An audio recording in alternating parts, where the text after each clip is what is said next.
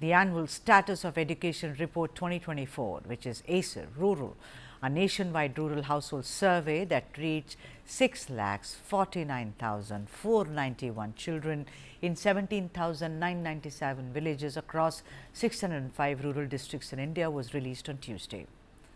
The report highlights the status of education in rural areas post-COVID, the drops and the improvements, as it were.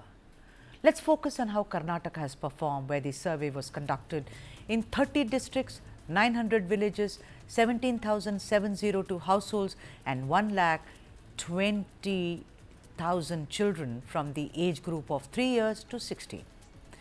Now, going by the ASER report, around 21.5% of class 3 children were able to read class 1 level text, but they could not read class 2 level text.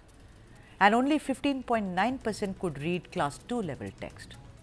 Also, 32% of government school and 37.8% of private school children in class 5 were able to read class 2 level text, and what is glaring is that 1.2% of class 8 students did not even know letters.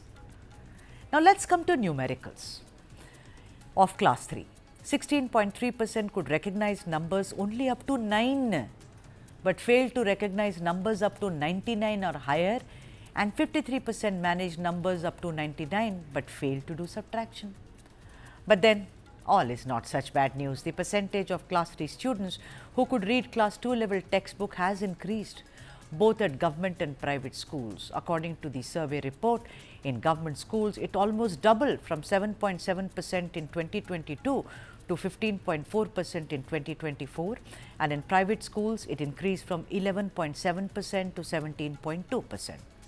The ASER report also showed that Karnataka witnessed a decrease in enrollment, which is worrisome, between the age group of 6 and 14-year-olds at government schools. It was 76% during 2022 and reduced to 71% in the latest report. Insofar as digital literacy goes, a major conduit, which was during COVID, most students were studying through their smartphones, and those who could afford it, laptops. 93% children were in possession of smartphones at home, and 76% of them were able to use smartphones, and 63% of these could bring smartphones to school during the survey. Of the children aged between 14 to 16, 70% were recorded as active on social media, and of this 52% were able to block or report profiles. So, let's look at the overall. It's very clear that the digital section of this education among school children from 6 to 16 has improved a lot, which is smartphones, laptops, tablets. But the written word seems to be a worrisome trend when we go forward. Let me welcome Shashi Kumar, who is General Secretary of CAMS, to the debate. Hi Shashi, good to have you on the show.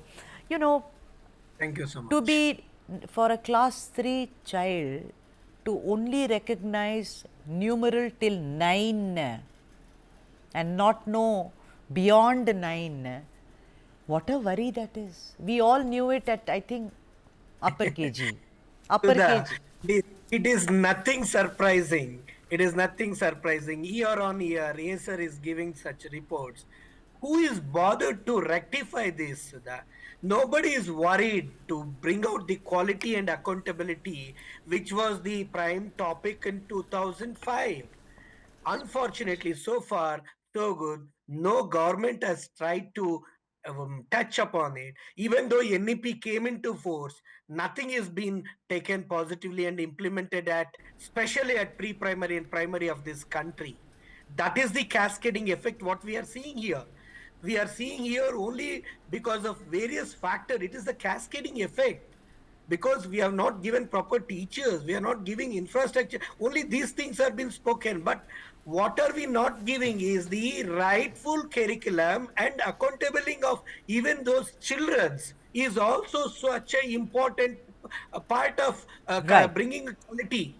Shashi, also this is very worrisome that 21% of a class 3 child is able to read class 1 level text, but fails to read class 2 level. Then how did this child I pass think come? last time I expressed this in Koppal, one particular district, there is a 7,000 students who doesn't know at level 10. That is, they are going to public exam. Out of them, they don't know even to read and write their mother tongue. This is the situation, because all this is happening once RT came into force. Right. We know that the drastic interest among students to minimum learn has been declined. Minimum learning outcome has not been evaluated. Minimum learning outcome is not been guaranteed. And whose fault it is? It is a policy fault. When children are being left totally free pass till 1 to 8, why will they try to put their effort? The brain complete, it has been like, it is the transformation period. At that point of time, we are not tapping it rightfully scientifically. This is the impact of that, because they are not guaranteed minimum. We are talking about minimum. Right. What you are saying, Yeah. numbers are, So it is basically, worse than that. basically, Shashi, what you're saying is that a class 3 student able to read class 1 text but not class 2 text means he or she has been promoted without any exam. It's like, okay, go to next class. You know, therefore, there was this conversation whether there should be exams or whether they should be promoted. And of course, you and I had a discussion about it. But what is more worrisome as we proceed, Shashi? Class Tomorrow 8 is student, children's. wait, class 8 student who is in middle school will go to 10th, that is PUC in the south or intermediate in the south, and plus 2 also for CBSE students, does not even know letters. I I mean, will ask this country, Sudha, it is whose fault? It is whose fault? Is it the student fault? No, I will never agree, because it is the policy fault. You are bringing them without learning till 8th, and 9th you are showing sympathy, and 10th you are trying to put all your effort and giving a free marks.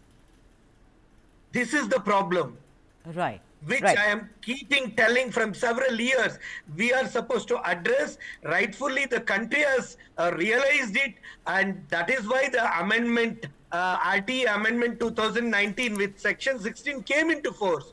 We are not bothered about it. NEP has clearly said 5 to, especially the children's between 3 and 10 is very crucial period.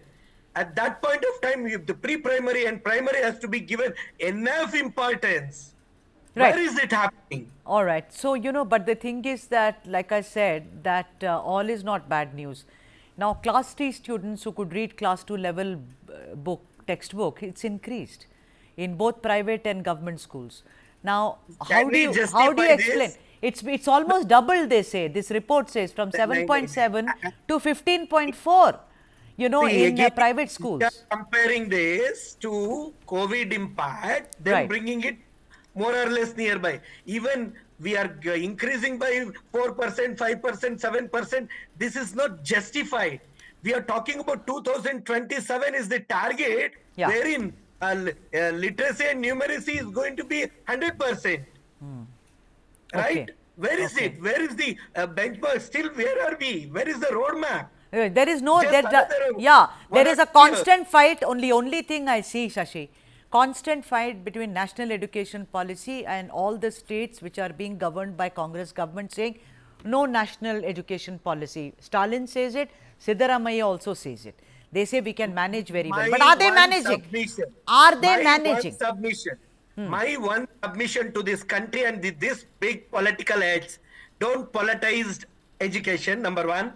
National education policy, the topics, especially first 3 topics, are purely connected with child development, and nobody can deny it.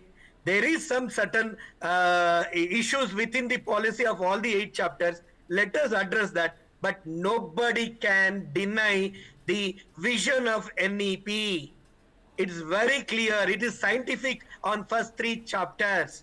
Okay, tell me Literacy and something. numeracy is must. All right, Enrollment is must. And but it is then the obligation of any government. right. You speaking about enrollment, Shashi, they say that there has been a decrease between the age of 6 and 14-year-olds at government schools. Why has enrollment come down? That is very worrisome. If you don't enroll your child, that's it. If there are dropouts, then you are not achieving any kind of a milestone. Yes. As per NEP, as per child's right, it is the obligation of parent also to see that they give a basic education. If not, let the law take its law should enforce there. Why are we showing that it is an unfortunate state? Second thing is, the numbers are decreasing because the population is also coming lesser in compared to earlier years, and there is a supply chain more. Yes, you're All right. these factors, there are 8 to 10 factors which I can give. It is a long debate why the admissions are coming down in schools, not only in government schools, even in private schools, because supply chain is more. Right. Number Okay. of And yeah, yeah. birth is also reducing. But how do you react, Shashi, to the digital aspect of education, which is really booming? I must say, smartphones at home, 76% of them able to use it so well. They are bringing it to school, it's 14 to 16 years, they are using it very well. I'll tell you what, I'm old fashioned. One I'm old happy fashioned, thing, Shashi. If you don't yes, read and write, this I will generation is spoiled. absolutely I agree know with you. people who can't write 2 sentences today. They do not know I will grammar. agree It's because of the 100 smartphone. 100% no doubt whatever you are saying, but one good thing is 93% of digital enhancement is a welcome sign, but simultaneously the percentage of usage of that smartphones in the school is absolutely not acceptable, because there is lot of diversions in that. And second aspect, you can't replace teacher, you have to Yes. blend. Hybrid blended module is there, and you have to go with that, but see that the digital will not overrule the old traditional method, and we have to see that both is balanced. And nevertheless, you have to be very conscious about misusing of this in the name of education. Shashi, tell me something. There was one point that government schools did not have enough teachers. There were no uniforms, no shoes, no books for children. Then the private schools came as an option, and those who were doing slightly better put their kids in private schools. But then I see that the private schools are also not doing brilliantly. See, due to various factors, what you mean by government school is, my simple understanding is 95% of this country's private unaided schools run their thing below the per child expenditure of any appropriate government. Please Okay. do understand, Sudha. They run between 10,000 to 40, 50,000, and the number is 95%. We are talking about 1 to 2% of the whole population who have a private unaided school, wherein they pay hefty fees of like 1 lakh, 2 lakh, 5 lakh, 10 lakh. We can't compare that. They are nothing but, they are also providing for middle segment, economically weaker section, or below poverty line. By and large, 85% nearly in urban, and more than 55% overall. The private unaided schools are catering the responsibility of the government. We should think about that. When it comes to per child expenditure, the scenario is different. We are budget schools most in this country. We All are right. taking the original responsibility of the any appropriate government, and we should be respected, but we are being targeted. We have been commercialized in every aspect. We have been commercialized, we have been targeted, we have been tortured. Very, This is very the strong reality. words.